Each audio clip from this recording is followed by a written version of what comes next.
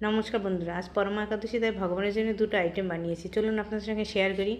কড়াইতে একটু ছানফোলা তেল দিয়ে তার মধ্যে একটু কাজু বাদাম ভেজে তুলে নেব।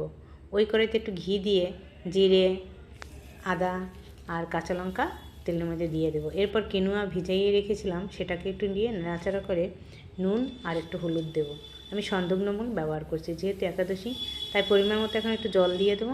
ঢাক্কান দিয়ে 10 মিনিটের মতো রাখবো। জল শুকিয়ে গেলে ভাজা বাদামটা একটু জিরে গুঁড়ো দিয়ে নামিয়ে নেব। হয়ে গেল কিনুয়ার পোলাও। অন্য একটা কড়াইতে একটু তেল গরম করে একটু জিরে, আদা আর কাঁচা লঙ্কা দেব।